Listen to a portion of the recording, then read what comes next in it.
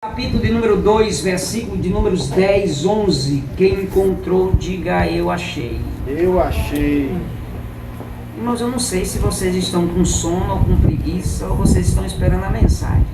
Diga comigo, esperando a mensagem. Esperando a mensagem. Eu garanto que vocês vão dar glória a Deus hoje, não vão? Glória. Ora, juízo final na central saiu glória. Aqui já vamos falar sobre coroas, não vai dar glória a Deus. Eu tenho certeza que vai. Apocalipse capítulo de número 2, versículos de números 10 e 11, diz assim o texto sagrado: Não temais as coisas que tem de sofrer, eis que o diabo está para lançar em prisões algum dentre vós, para serem postos à prova, e terei tribulações de 10 dias, ser fiel até a morte, e dar-te-ei a coroa da vida. Quem tem ouvidos, ouça o que o Espírito diz às igrejas. O vencedor de nenhum modo sofrerá o dano da segunda morte. Amém? Apocalipse 3 e 11. Aí você já pula uma página ou na sua própria página. Diz assim o texto sagrado: Venho sem demora, guarda o que você tem, para que ninguém tome a sua coroa. Repete comigo, gente, por favor. É só para memorizar mesmo. Diga comigo: ser fiel até a morte, e dar-te-ei a coroa da vida. Eis que venho sem demora, guarda o que tens, para que ninguém tome a sua coroa. Amém?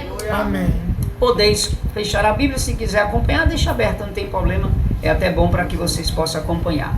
Amados irmãos, eu gostaria muito de hoje ser uma mensagem mais de conversa, de uma reflexão baseada sobre o comportamento dos cristãos da pós-modernidade, sobre esse fenômeno que existe no mundo chamado expectativa.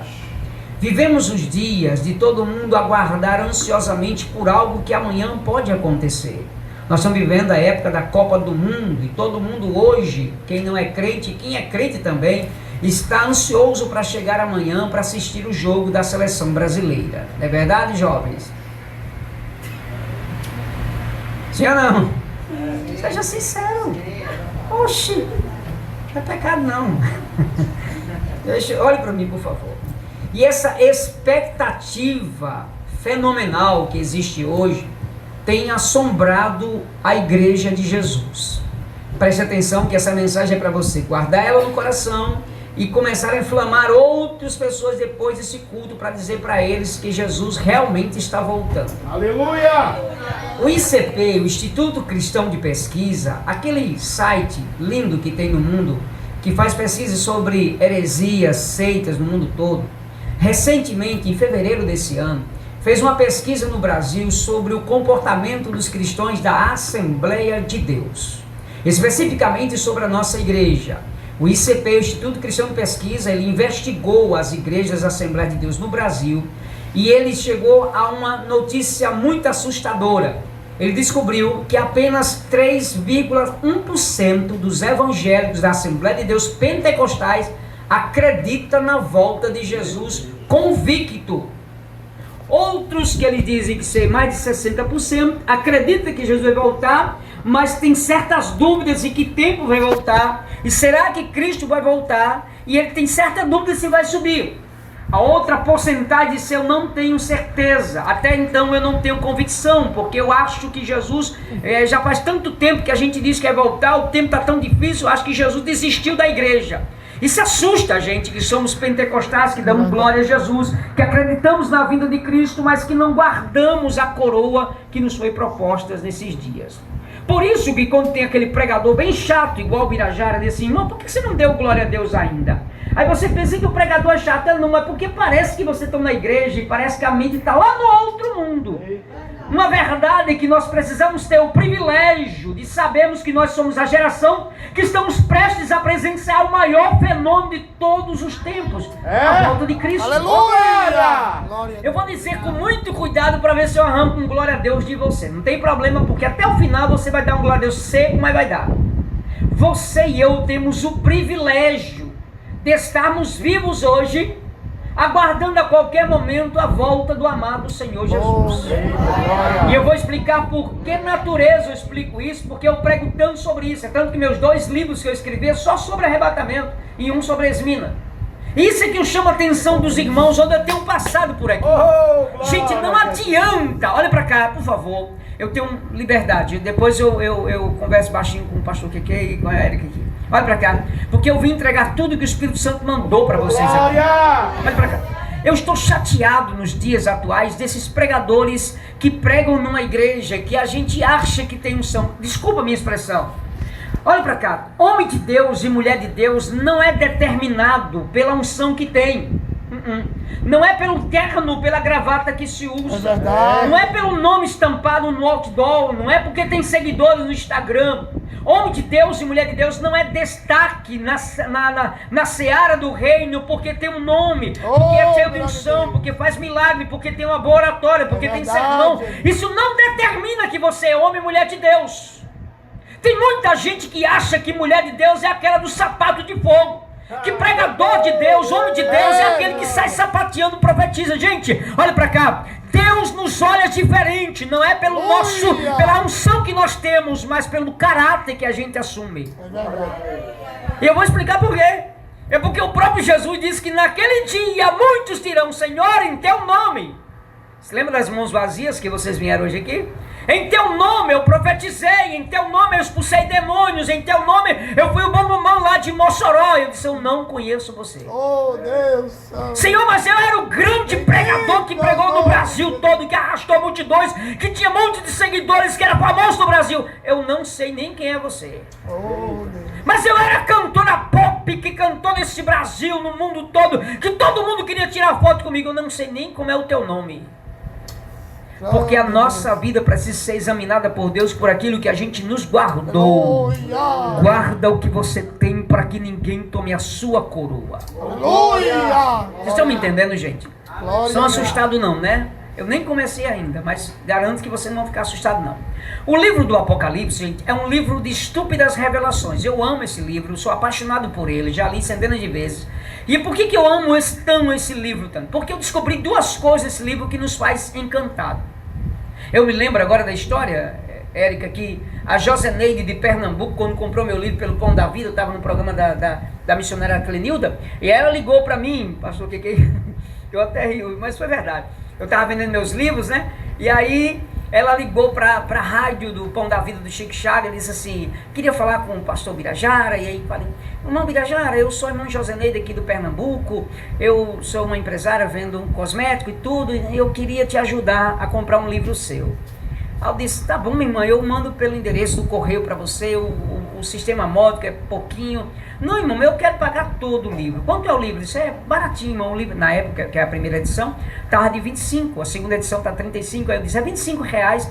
Aí o frete custa uns R$3,90, R$4, que é bem baratinho o frete. Disse: pronto, manda o seu Pix que eu vou mandar um dinheiro para você. E ela mandou R$100 para mim. Eu tomei um susto e disse: mãe, é só 25. Não, aí o resto de oferta para você.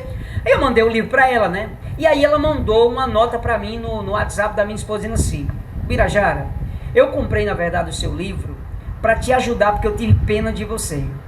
Eu vi que você vive da obra e aquela coisa toda. E aí eu comprei para te ajudar, mas eu detesto o livro do Apocalipse. Eu sou crente, mas nunca li, nem quero ler, não desejo que ninguém leia, porque é um livro de terror. Mas como você comprei o seu livro, eu vou dar de presente a um pastor meu. Mas aí eu disse: amém, querida, mas leia pelo menos a dedicatória. E aí, 15 dias depois, eu tenho um printado lá em casa. Ela mandou uma mensagem, na verdade o filho dela mandou uma mensagem, um áudio assim: Birajara, eu preciso falar com você, minha mãe está aqui chorando, e eu queria que o irmão orasse por ela. Eu disse: quem é sua mãe? Joseneide comprou seu livro e tal. Tá bom, passa para ela que eu oro. E aí quando ela atendeu, ela foi e falou para mim: pastor Birajara, eu fui ler a sua dedicatória, acabei lendo a palavra do autor e comecei a ler seu livro. E eu descobri que o livro do Apocalipse é um livro maravilhoso. Aleluia! Eu estou chorando lendo as cartas do Apocalipse. Ela começou irmãos, ela disse que Deus despertou ela. Ela leu o livro do Apocalipse todinho. E aí ela descobriu que esse livro é fantástico. E aí eu disse para ela, sabe o que é que eu acho mais lindo no livro do Apocalipse? Qual? É porque é um livro de uma narrativa que o autor nos trata de duas coisas lindas, que é para você dar glória a Deus hoje por isso. Primeiro, porque esse livro fala que o diabo, ou melhor, esse livro é o livro que o diabo mais tem raiva dos crentes lerem. Por quê? Porque fala da sua derrota final e fala do triunfo da igreja para sempre. Entendeu? Esse livro é aquele livro que dá um ponto final na história de Satanás e aquele livro que bota um ponto final na história da igreja, glorificada para sempre. Prestando atenção que eu não comecei a pregar, eu estou dando reflexões para começar a ministrar agora. Então olhe para cá, por favor. O livro do Apocalipse é um livro de estúpidas revelações, revelo para vocês. Porque é um livro que assusta muita gente que nunca leu, mas é um livro fantástico. Os 22 capítulos do livro do Apocalipse tratam uma narrativa de 5 pontos, é dividido em 5 pontos. Primeiro, chamado prólogo, que é uma pequena introdução que João diz por qual motivo ele está na ilha de Patmos e escreve aquele livro. Depois ele diz que as coisas que vistes, ele vê o Cristo glorificado. Depois as coisas que são referentes às 7 igrejas da Ásia, Éfeso, Esmina, Pérgamo, Tiatira, Sarde, Filadélfia e Laodiceia. Em seguida diz as coisas que breve hão de acontecer, do capítulo 4 até o capítulo de número 22. O capítulo 22, o versículo até o versículo de número 17 e 18. E depois termina com o epílogo, que é a conclusão do livro, falando sobre as considerações finais. Esse livro é tão lindo que ele deveria ser lido todas as manhãs pelos crentes. Por que, Birajara? Porque é um livro cheio de promessas que nos levará ao encontro de Cristo Jesus. Eu vou tentar explicar isso minucioso para vocês entenderem. Gente, se nós, crentes da Assembleia de Deus, descobrisse, acordasse, despertasse no que está nos esperando, o que aguarda-nos daqui a pouco, eu ficava muito contente. Eu tenho um casal de jovens, o Abraão e a Lana, meus filhos, são jovens. Eu digo todos os dias, eles fazem o seu devocional de noite, antes de dormir, um entra no quarto, porque eles dormem no mesmo quarto, que a casa que eu comprei só tem 2 quartos, e um sai e eles passam. E eu fiquei perguntando a Lana, filha, por que você demora 1 hora no devocional? Eu disse, o Senhor nos ensinou que Bíblia não se lê, se medita, pai. Eu disse, então é verdade. Então elas estão lendo o texto tudinho. E todas as vezes que eu converso com os meus filhos, que aqui conhece demais, pastor, que aqui conhece demais, eu digo para eles o seguinte, olha, perca qualquer coisa na sua vida.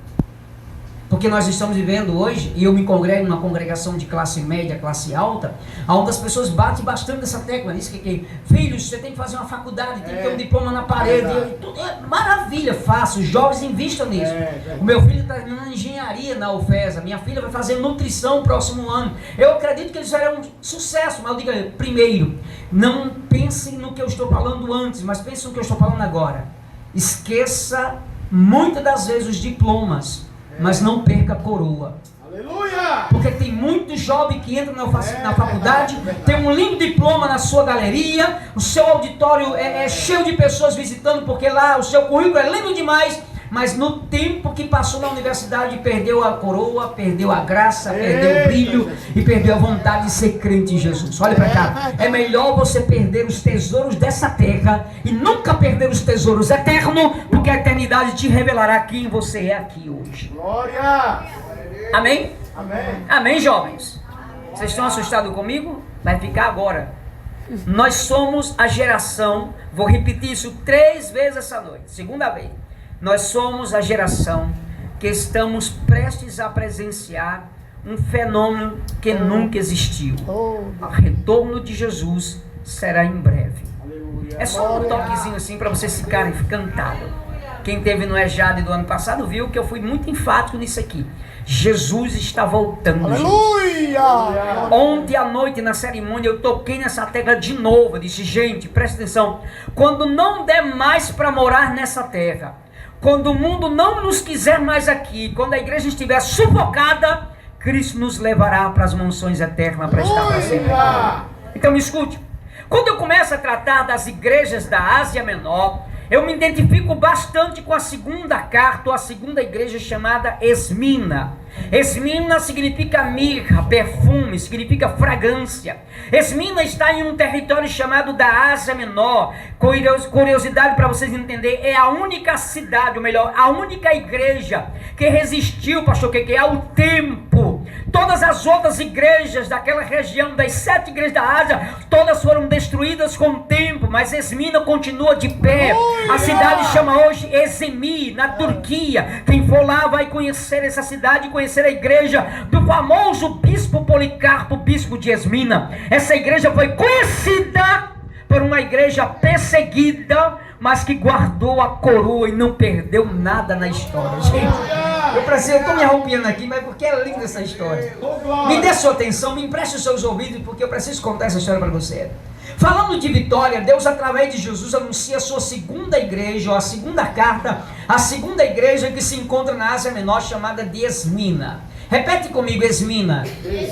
Esmina significa mirra, fragrância, perfume.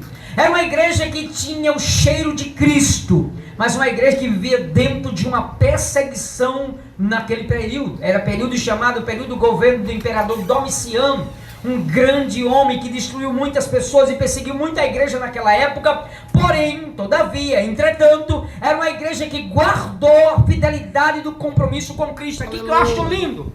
Jesus envia uma carta para a igreja de Esmina e diz na carta, no conteúdo da carta, a igreja que está em Esmina escreve. Ele continua, o primeiro e o último é quem está escrevendo, ele dá o autor da carta. Aleluia! A carta está assinada por você, sim, é de punho de João, mas quem é o autor da carta é Jesus Cristo do Nazaré. Ele começa o primeiro e o último, que esteve morto, mas esse que está vivo, vivo para sempre, tem a chave da morte e do inferno. Ele continua dizendo, conheça a tua tribulação. E aqui que eu acho lindo, com exceção de Pérgamo, todas as outras igrejas, Jesus diz, conheço as tuas obras. Mas Esmina é a única que Jesus diz, eu conheço a tua tribulação. Oh, grande Deus. Aí eu me lembro, eu me remeto, eu gosto disso, gente. Eu estou empolgado em pregar isso aqui, que eu sou apaixonado com isso. Quando Paulo escreve aos Romanos, capítulo 8, verso 18, era para todo crente acordar pela manhã e antes de ler alguma coisa do noticiário, de ler uma mensagem no WhatsApp, de ler o vídeo daquela pregadora que você gosta, você lê Romanos 8 e 18. Por que, Ubirajara? Porque você acorda pela manhã e vê o mundo de cabeça para baixo, desinversão de valor, tudo desabando. Aí você diz assim, o que é que eu faço, Senhor? São muitas lutas, aflições, o que é que eu faço? Aí você lê Romanos 8, 18 e diz assim, tenho por certo que as aflições desse tempo presente não hão de comparar com a glória que em nós há de ser revelada. Vou traduzir esse versículo para você, mais ou menos assim, Senhor, não, olha para cá, mais ou menos Paulo está dizendo o seguinte, tenho por certo, tenho certeza que as tribulações, as lutas, as angústias, as decepções, os tropeços que eu passo nessa vida, nem dá para comparar com algo que me espera na eternidade, Mateus. Algo lindo que nos espera lá. E aí é que eu fico feliz, porque eu tenho isso dentro de mim. Já passei muitas lutas na minha vida, mas quando eu me lembro que Jesus não desistiu de mim, e aí eu me lembrei da encenação da menina aqui. Senhor, talvez eu não fiz nada, mas mesmo fraquinho, fracassando, me arrastando, eu continuo te olhando, te adorando, te servindo. E aí é que acho lindo isso. Em outra oportunidade eu venho pregar, mas hoje é somente dar para você uma alegria. Nós somos a geração que prestes estamos para observar o maior acontecimento. Então me dê sua atenção de novo, porque eu não sei onde está o relógio, então eu vou pregar. O texto diz, ser fiel até a morte e dar-te-ei. Nem não bota aqui não. Você disse que não ia olhar. Estou brincando, pastor, que viu? Eu termino já. Glória a Deus. Gente, é bom pregar na igreja que a gente tem liberdade. Você não sabe o que eu passei recentemente. Ou luta, ou tribulação. Mas eu me lembrei do versículo, viu? Era só uma noite, mas depois vinha alegria pela manhã. Escute, Esmina. Olha para cá que isso aqui é muito lindo. João Evangelista está na ilha de Pátimo, a 69 quilômetros de Éfeso, a 72 quilômetros de Esmina. Ele está exilado em uma ilha rochosa chamada Pátimos, na ilha rochosa. E ele está lá por causa do testemunho da palavra de Deus. É ele mesmo que narra isso, dizendo que está lá porque é crente em Jesus, é fiel aos teus princípios e foi exilado para morrer naquela ilha. Ele tem aproximadamente seus 90 anos de idade. Cabelinho branco, pele enrugada, a audição não era tão boa, os olhos escurecendo, a voz embargada, não era mais aquela voz do trovão, né? porque ele é chamado filho do Boanerges, o homem do trovão. João tinha uma voz, parecia aqueles voz de pregador, né? Que eu não tenho voz de pregador. E a voz do que aqui? Voz de pregador, assim, aquela voz retumbante, forte e poderosa. Agora um homem que falava baixinho, pautado, um homem sereno, tranquilo. A sua idade não fazia mais com que ele fosse aquele pregador arretado. Ele agora está sentado em uma pedra, pegando o seu pergaminho, pegando a sua pena, a sua tinta, escrevendo alguns conselhos para alguns crentes que deixou na Ásia Menor, porque todo mundo sabe que ele, João, foi pastor da igreja de Éfeso, na Ásia Menor, próximo de Esmina. Ele está escrevendo algumas cartas para alguns fiéis que deixou lá, mas de repente João começa a ouvir por detrás dele uma voz. Aleluia! Gente, isso aqui é lindo demais. Oh, grande Deus! Escute, isso aqui é bonito demais. Diz a Bíblia que João está escrevendo alguns conselhos, eu não sei o que era, escrevendo. De repente, ele para e diz assim: eu ouvi uma voz que falava por detrás de mim. Virei-me para ver quem falava comigo e encontrei ele. Aleluia! E esse Cristo que ele encontrou não era o Cristo desfigurado do alto do Gólgota, era o Cristo glorificado. Aleluia! Seu rosto como o sol, seus pés como latão reluzente, uma veste comprida com cinto de ouro, na sua mão 7 estrelas, na sua cabeça cheio de diademas e brancos como a lã, seus olhos como chama de fogo, sua boca saía espada do espinho e a sua voz era como a majestade das águas. Quando João viu ele entre 7 castiçais de ouro, caiu como morto. Jesus chegou e disse: fica de pé, João. Eu sou o mesmo Jesus que fui morto, mas eis que estou vivo, vivo para sempre, e tenho as chaves da morte e do inferno. Levanta-te e escreve as 7 igrejas que estão na Ásia Menor. A primeira igreja de Éfeso, que perdeu o primeiro amor. E ele começa a dar justamente as diretrizes às cartas, mas a segunda carta me chamou muita atenção. É porque a carta é dirigida a um povo que estava passando por perseguição religiosa, parecido com os dias que estamos vivendo. É verdade. O governo Domiciano chegou a investigar casa por casa. A história diz, gente, eu até escrevi isso no meu segundo livro, Esmina, um convite à doutrina, que os maiores mártires que apareceram no período do 1º ao 3º século foram mulheres. E eu fiquei encantado com isso, porque no meu texto do meu livro eu coloquei pelo menos 3 meninas que foram martirizadas naquela época, que não negou a fé em Cristo Jesus. Aleluia! Que é um conselho para vocês que gostam da internet: procura na Netflix, ou na Netflix não, procure outra fonte, o filme Policarpo. Quando você encontrar Policarpo, assiste esse filme. Ele vai te chamar, vai te arrebatar, vai te levar a você ter um compromisso mais sério com Deus e com a cristandade, com o cristianismo.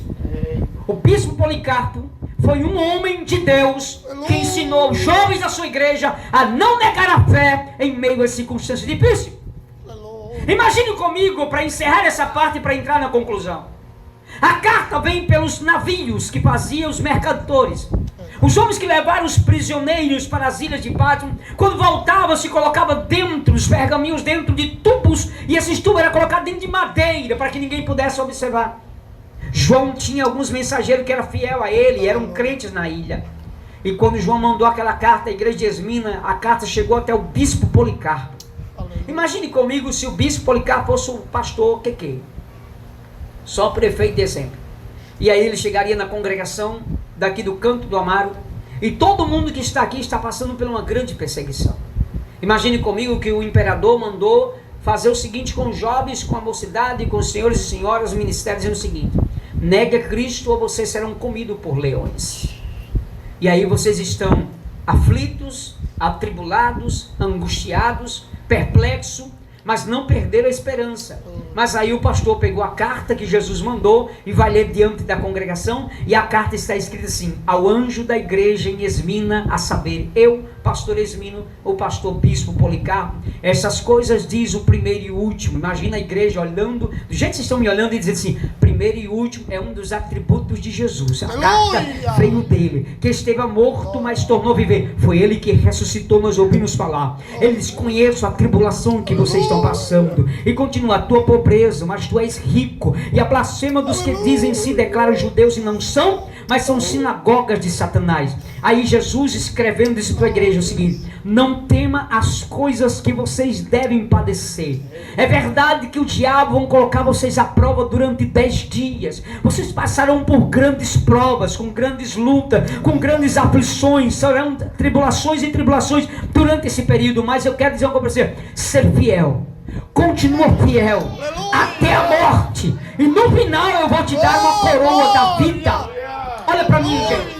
O texto no original, ser fiel até a morte, não é até o dia que você vai morrer, é em circunstância de morte.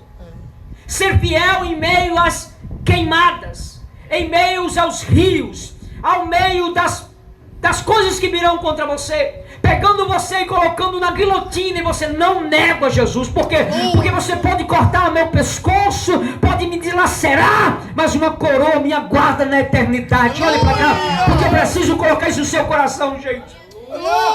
A Bíblia diz que a carta lida àquela igreja termina dizendo o seguinte: quem tem ouvidos ouça o que o Espírito diz às igrejas. Quem vencer, se conseguir vencer, de nenhum modo vocês terão o dano da segunda morte. Sabe o que é a segunda morte? Apocalipse capítulo 20. Segunda morte chama-se morte eterna. É a separação de você com Deus para sempre no lago de fogo, que foi apresentado hoje aqui. Jesus está prometendo para mim e para vocês: se vocês continuarem fiel, mesmo que venha tribulação, angústia, perseguição, morte, vocês terão como garantia uma coroa de vida para todos sempre. Escute que isso aqui é muito lindo. O tratar de Deus essa noite comigo e com você será a base da nossa fé em Cristo Jesus. Eu quero que vocês hoje saiam para casa sendo fiel a Deus nesse compromisso aqui. Acordar e dizer: Senhor, as tribulações são grandes, as lutas são enormes, mas eu sei que já está quase terminando a minha lida, a minha jornada aqui. Não desistir, continuar sempre na caminhada. Eu vou só ler alguma coisa que eu escrevi em casa hoje, porque senão ficaria sem sentido, vocês não entenderiam nada. A história dessa igreja chamada Esmina vivia debaixo de uma grande perseguição.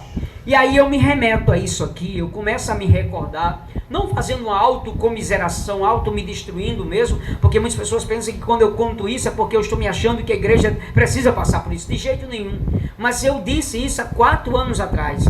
Pode ir na congregação da Alameda dos Cajueiros de número 1, e quando você chega lá, procura os crentes lá que eles se lembram disso. Eu preguei naquela igreja 4 anos atrás, e eu disse num culto de jovem, era um congresso de jovem, e eu pregamos sobre arrebatamento da igreja. Eu disse: eu estou orando no meu espírito, eu estou orando, pedindo a Deus que manda uma grande perseguição para a igreja brasileira. Os irmãos ficaram tudo assustados comigo. Eu me lembro que quando terminou o culto, o pastor me convidou na lateral da igreja. Os irmãos me conhecem lá, a congregação, e o pastor me deu algo que eu nunca esperava dele. Se Birajara, com todo respeito, admiro você, te vi pregando muitos anos, mas eu não gostei do que você falou na igreja hoje, dizendo que a igreja precisa passar por uma perseguição. Você não está entendendo, a gente já passa por perseguição. Não, pastor, você não entendeu. A igreja necessita passar por um arroxo, para a gente começar a entender quem é crente e quem não é. Aleluia! E aí, tudo bem, ele aceitou, fui para casa, e eu fui proibido de pregar naquela igreja durante as festividades do outro ano. Ele continuou e disse: não convido o Birajara. E aí os jovens contaram para mim, eu fiquei muito triste na verdade, mas eu deixei para lá. 4 anos depois, esse mesmo pastor me convidou para pregar na festa, me pediu perdão no púlpito e disse: sim, você vai pregar aquela mesma mensagem que você pregou há 4 anos. Eu disse: por quê, pastor? Porque eu descobri que a igreja só é igreja debaixo de perseguição. É verdade. A igreja brasileira está passando ou não está passando perseguição, gente? Mas nós estamos descobrindo a igreja avivada ou não estamos? O avivamento está acontecendo ou não está? Olhe para cá, por favor, não fique assustado. Essa pandemia nos revelou 2 tipos de crente. Os que vieram para a igreja depois da pandemia com saudade dos cultos, e os outros que ficaram em casa com medo dos cultos. A revelação de Deus para nós essa noite é simples demais. Quem está firmado na rocha, não tem vento nenhum que derrube. Não tem pandemia que desanime. Eu vou falar isso aqui, gente, eu vou falar. Olha para cá. A pandemia revelou quem era crente de verdade. Foi aí que a gente descobriu que o obreiro na igreja era obreiro em casa também. Aqueles casais de família que nunca fizeram culto doméstico, começaram a fazer, pastor Naldo. culto dentro de casa. Aleluia. A menina que nunca orou, que a mãe nunca ouviu orar, começou a orar no culto matutino. Os jovens começaram a orar. O pai, que era obreiro da igreja, que dava glória a Deus, que sapateava, que levantava o pé pra cima, agora estava em casa. A mulher disse: vai ler a palavra. Nunca li a palavra na tua frente, vai ler hoje. E começaram a descobrir uma igreja dentro de casa. Aleluia. E para o diabo ficar com muita raiva, o diabo pensou que fechando os templos, fecharia a igreja. Pelo contrário, nós abrimos congregações dentro de casa. Nós abrimos congregação dentro de casa. Voltamos mais fortalecidos. Quando os templos se abriram, nós começamos a ver uma igreja motivada. Aí o pastor perguntou para mim: o Birajara, os que não vieram, a gente vai visitar. A gente vai lá. A gente vai orar por ele. Mas descubra uma coisa, pastor: os verdadeiros cristãos, pandemia nenhuma te assusta. Porque eles serão fortalecidos em meio às circunstâncias da vida. Jesus escreve para aquela igreja para motivá-la a permanecer fiéis. Olha para cá, gente. Observe que das 7 igrejas, eu disse agora há pouco para você, das 7 igrejas, com exceção de Pérgamo, a única que diz o seguinte: conheço a tua tribulação, foi a igreja de Esmina. As outras, com exceção de Pérgamo, todas disseram: conheço as tuas obras. Ou seja, Esmina e Filadélfia foram as únicas igrejas que Jesus trata de coroa. E eu termino a minha mensagem agora em 5 minutos. Segura isso aqui. Se você pegar as 7 igrejas da Ásia, só a segunda e a sexta é que Cristo fala de coroa. A primeira, que é Esmina, ele diz o seguinte: ser fiel até a morte, e eu vou te dar no final a coroa da vida. Para a igreja de Filadélfia, ele diz o seguinte: eis que venho sem demora, guarda o que você tem, para que ninguém tome a sua coroa. Aí eu preciso concluir isso aqui, gente, porque o tempo não dá, e eu estou sem um relógio, eu nem vou olhar para o relógio aqui. Fortalecendo a nossa base, por isso que eu disse para você: olha isso aqui. Aleluia. Não se assuste, as coisas não irão muito bem, mas a igreja continuará sendo igreja. Aleluia. Gente, eu vou bater na tecla de novo. Não adianta perseguir a noiva, porque a noiva não se mistura, a noiva não se mancha, a moça não se desvia, a noiva não vai para o mundo, a noiva continua sendo noiva, porque a noiva não se negocia. Ela tem um noivo que já comprou, o noivo já comprou a noiva. Só para mim ficar feliz, irmão, só para mim ficar feliz. Cadê a noiva? Veio hoje pro culto aqui a noiva. Pronto. Era só saber se você era noiva do Cordeiro. Vai pra cá. Ser fiel até a morte quer dizer, em meio à circunstância da morte, Cristo permanece fiel para te dar a coroa da vida. É tanto que você vai encontrar na Bíblia pelo menos 5 tipos de coroa: coroa de gozo, coroa de justiça, coroa de vitória, coroa de glória e coroa de vida. Todas elas estão tratando sobre galardão que receberemos no retorno de Cristo. Em toda a história, agora para finalizar, em toda a história da humanidade, presta atenção, crente, em toda a história da humanidade, o diabo sempre tentou roubar algo que Deus lhe deu. E só para você ficar feliz, e para endossar aquilo que eu falei no começo, sobre título, sobre diploma, para você entender, olha para cá. O diabo não está nem aí para os seus diplomas. O diabo não está nem aí para a sua casona, o seu carro. O diabo não está nem aí para se você ter um anelzão bonitão. Tudo que o diabo quer de nós é a nossa coroa. É verdade. Eu vim agora, recentemente, com a minha esposa da Boa Vista para cá, e parei no hiper. A gente foi fazer umas compras, e aí um irmão, aqueles irmãos bem chatos, olha assim: Pai, senhor Birajara, Pai, senhor, estou sabendo agora que Jesus está te abençoando. Ele sempre abençoou. Disse: não, mas é porque Jesus agora desceu com uma cuia. Eu disse: como assim, irmão? Te deu um carro? Eu disse: mas o carrinho é velho ainda, vai ficar novinho, mas está desgastado, mas vai ficar novinho. Te deu uma casa. Isso é sinal que você está sendo abençoado. Não, senhor. É sinal que chegou o tempo das vacas gordas. Mas no tempo das vacas magras eu era também. Desse jeito. Aleluia! Eu não entendi. Gente, a gente precisa entender o que Paulo falou. Seja na escassez, seja na abundância. Em tudo Cristo está nos dando ordem. Existe um período que você passa por escassez, mas outro período que você está na bonança. Eu disse para um pastor de campo aqui, a gente conhece, não vou dizer por ética, pastor de campo. Primeira vez que eu preguei no campo dele foi Olho d'Água dos Borges, muitos anos passados. alguns 15, 20 anos, não, 20 não, mas já faz uns 15, 16 anos atrás. E eu me lembro quando eu cheguei na casa dele, a casinha verde, ele só tinha que um tamburetezinho, uma geladeirazinha, uma mesa, e os 3 filhinhos pequenininhos dele assim, pequenininho, bem pequenininhozinho assim. E aí ele me ofereceu bolacha com café. E eu dizendo para ele, pastor, e aí? Ele disse, é luta, mas estou no campo, e em breve Jesus nos dará vitória. 15 anos depois, hoje eu dirigi uma grande igreja, numa grande cidade, tem carro, tem tudo. Eu perguntei para ele, pastor, agora tá? Ele disse, estou, mas aquele tempo me revelou que eu estaria hoje. O problema é que eu não preciso ter casa, carro, status, diploma. O que eu não posso perder na caminhada é o foco de Cristo, a graça de Cristo, a coroa que Ele me deu, para nada perder. E aí eu vou concluir a mensagem, porque está no meu gancho também. Eu fui hoje para a central deixar minha esposa, e aí uma atrevida, aqueles filhos de Jesus que às vezes emprestam o coração ao diabo, né?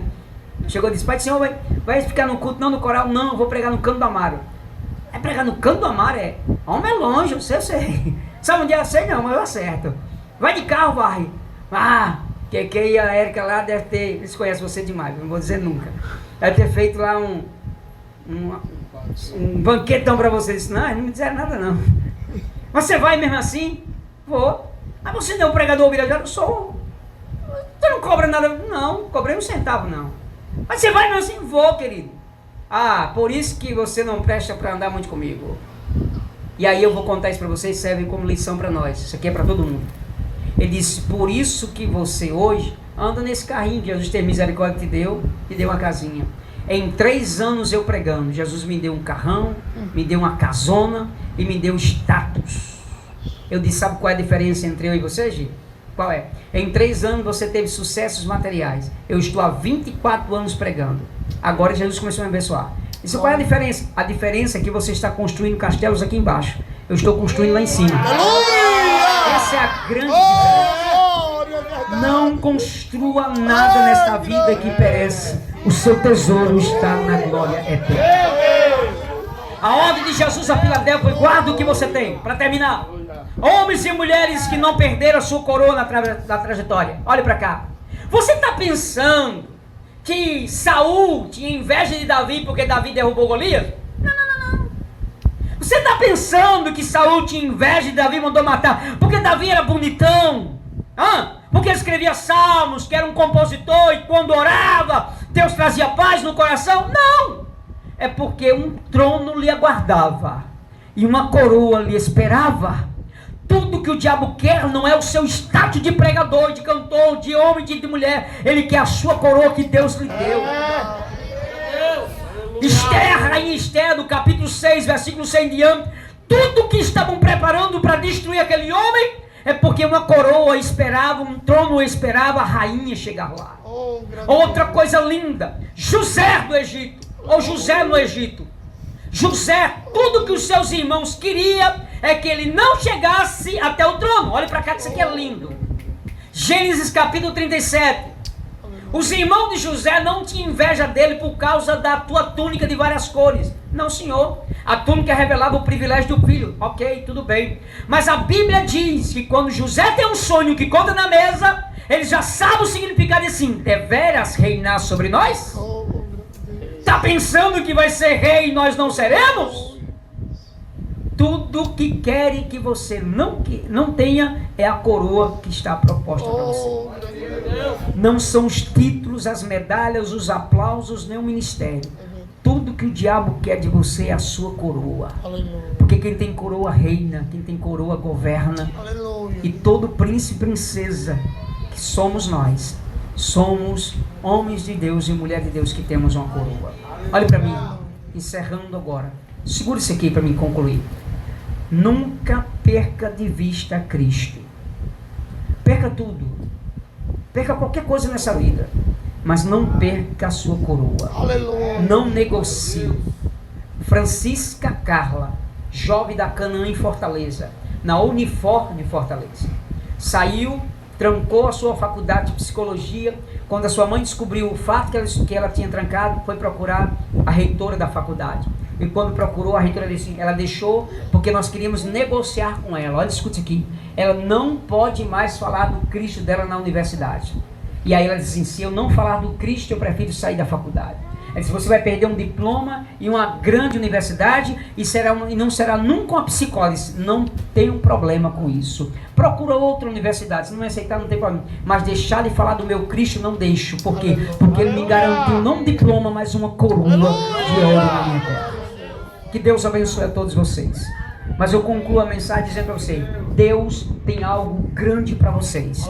Não perca de foco a coroa que está proposta.